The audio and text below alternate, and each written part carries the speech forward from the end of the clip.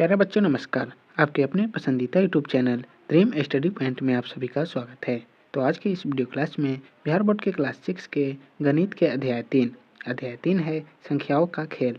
इसके प्रश्नावली 3.3 के सभी प्रश्नों का संपूर्ण हल करने वाले हैं। तो चलते हैं पहले प्रश्न पर। पहला प्रश्न दिया हुआ है, निम्नलिखित संख्याओं के मौसा ज्ञात करें अभाज्य गुणनखंड विधि द्वारा। तो पहला प्रश्न है 24,36। 24 का अभाज्य गुणनखंड करेंगे पहले तो 2 से लगाएंगे तो कितना आ जाएगा 12। फिर 12 में 2 से लगाएंगे 6, 6 में 2 से लगा देंगे 3, 3 में 3 से लगाएंगे 1। उसके बाद 36 है तो 36 का अभाज्य गुणनखंड करेंगे तो 2 से लगाएंगे 36 में तो 18 आ जाएगा। 18 में 2 से लगाएंगे 9, 9 में 3 से लगाएंगे 3 और 3 से 3 में लगा देंगे 1 आ जाएगा। इस प्रकार 24 का अभाज्य गुणनखंड क्या आ गया 2 गुना 2 गुना 2 गुना 3। और 36 का अभाज्य गुणनखंड 2 गुना 2 गुना 3 गुना 3। 36 का अभाज्य गुणनखंड 2 गुना 2 गुना 3 गुना 3। तो 24 और 36 का सर्व अभाज्य गुणनखंड क्या हो जाएगा, दोनों में कॉमन क्या है 2 है और 2 है और 3 है। तो 2 गुना 2 गुना 3। तो महत्तम समापवर्तक 2 गुना 2 गुना 3 बराबर कितना आ जाएगा 3 दूना 6 दूना 12। बी नंबर प्रश्न है 40,60। 40 का अभाज्य गुणनखंड करेंगे 2 से लगाएंगे 20 आ जाएगा। 2 से 20 में 10, 2 से 10 में 5 और 5 से 5 में 1 आ जाएगा। दूसरा है 60। 60 में 2 से लगाएंगे तो 30 आ जाएगा। 2 से 30 में लगाएंगे 15, 3 से 15 में लगाएंगे 5, 5 से 5 में लगा देंगे तो 1।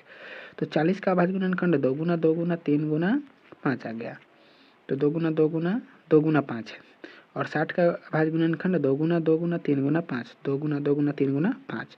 40 और 60 में सर्व अभाज्य गुणनखंड दोनों में कॉमन क्या है 2 है, 2 है और 5 है। तो 2 गुना 2 गुना 5। तो महत्तम समावर्तक 2 दूना 4, 4 5 से कितना आ जाएगा 20 आ जाएगा। सी नंबर प्रश्न है 20,50। तो 20 का अभाज्य गुणनखंड करेंगे 2 से लगाएंगे 20 का 10 आ जाएगा। 2 से 10 में लगाएंगे 5, 5 से 5 में 1। और 60 का करेंगे तो 2 से 60 में लगाएंगे तो 30 आ जाएगा। 2 से 60 में यहाँ 50 है, 2 से 50 में लगाएंगे तो 25 आएगा। 5 से 25 5 और 5 से 1। 20 का अभाज्य गुणनखंड 2 गुना 5 है। और 60 का अभाज्य गुणनखंड 50 का अभाज्य गुणनखंड कितना है 2 गुना 5 गुना 5। दोनों में कॉमन है 2 और 5। तो 20 और 50 में सर्व अभाज्य गुणनखंड 2 गुना 5। 2 से 5 में गुना करेंगे तो 5 दूना 10 आ जाएगा। डी नंबर प्रश्न है 4,12। 4 का अभाज्य गुणनखंड 2 से लगाएंगे 2 आ जाएगा। 2 से लगाएंगे 1 आ जाएगा। और 12 का 2 से लगाएंगे 6, 2 से 3, 3 से 1। 4 का अभाज्य गुणनखंड 2 गुना 2, 12 का अभाज्य गुणनखंड 2 गुना 2 गुना 3। दोनों में कॉमन क्या है 2 है। तो 4 और 12 का सर्व अभाज्य गुणनखंड 2 गुना 2 है। तो 2 गुना 2। तो इसका महत्तम समावर्तक 4 आ जाएगा। ई नंबर प्रश्न है 12,72,84। तो 12 का अभाज्य गुणनखंड करेंगे पहले 2 से लगाएंगे तो 12 का 6 आ जाएगा। 2 से 6 में 3, 3 से 3 में 1। फिर 72 है तो 72 में 2 से लगाएंगे 36, 2 से 36 में लगाएंगे 18, 2 से 18 में 9, 2 से 3 से 9 में लगाएंगे 3, 3 से 3 में लगा देंगे तो 1 आ जाएगा। और तीसरा है 84। 84 का अभाज्य गुणनखंड 2 से करेंगे तो 42 आ जाएगा। 2 से 42 में 21, 3 से 21 में 7, 7 से 7 में 1 आ जाएगा। तो 12 का अभाज्य गुणनखंड 2 गुना 2 गुना 3, 72 का 2 गुना 2 गुना 2 गुना 3 गुना 3 और 84 का 2 गुना 2 गुना 3 गुना 7। तीनों में कॉमन क्या है 12, 72 और 84 में सर्व अभाज्य गुणनखंड क्या है, तीनों में कॉमन क्या है 2, 2 और 3 है। इसमें 2, 2 और 3 है। तो इसका महत्तम समावर्तक 2 दूना 4, 4 3 12 हो जाएगा। एफ नंबर प्रश्न है 70,105,175। 70 का अभाज्य गुणनखंड करेंगे 2 से लगाएंगे 35, 5 से 35 में लगाएंगे 7 और 7 से 7 में 1। दूसरा 105। 105 में 3 से लगाएंगे 35 मरतबे लग जाएगा। 5 से 35 में 7 और 7 से 7 में 1। तीसरा 175। 175 में 5 से लगाएंगे 135 आ जाएगा। 5 से 35 में 7 से और 7 से 7 में 1। 70 का अभाज्य गुणनखंड 2 गुना 5 गुना 7, 105 का 3 गुना 5 गुना 7 और 175 का 5 गुना 5 गुना 7। तो 70, 105 और 175 में सर्व अभाज्य गुणनखंड दोनों में कॉमन क्या है 5 और 60। तो 5 गुना 7। तो महत्तम समावर्तक 5 7 35। जी नंबर प्रश्न है 91,112,49। 91 का अभाज्य गुणनखंड करेंगे 2 से लगाएंगे 13 मरतबे, 7 से लगाएंगे 13 मरतबे लगेगा। 13 से 13 में लगाएंगे 1 आ जाएगा। 112 का अभाज्य गुणनखंड 2 से 56, 2 से 28, 2 से 14, 2 से 7, 7 से 1 आ जाएगा। और 49 में 7 7 49, 7 से 1 आ जाएगा।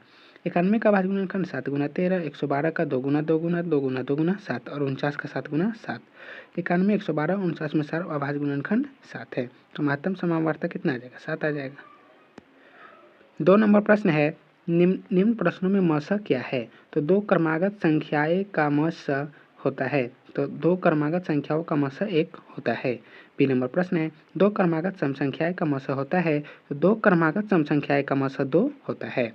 सी नंबर प्रश्न है, दो क्रमागत विषम संख्या का मासा होता है तो दो क्रमागत विषम संख्याओं का मासा 1 होगा। 3 नंबर प्रश्न है, निम्न का मासा ज्ञात करें अभाज्य गुणनखंड विधि द्वारा। पहला है ए में 4,15 है, 4 का अभाज्य गुणनखंड करेंगे, 2 से लगाएंगे 2 मरतबे, 2 से 2 में 1 मरतबे, 15 में लगाएंगे 3 से 5 मरतबे, 5 से 1 मरतबे।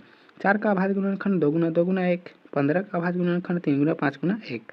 4 और 15 में सार्व अभाज्य गुणनखंड क्या है, दोनों में कॉमन क्या है, 1 है, तो 1 आ जाएगा, तो महत्तम समापवर्तक क्या हो जाएगा, 1।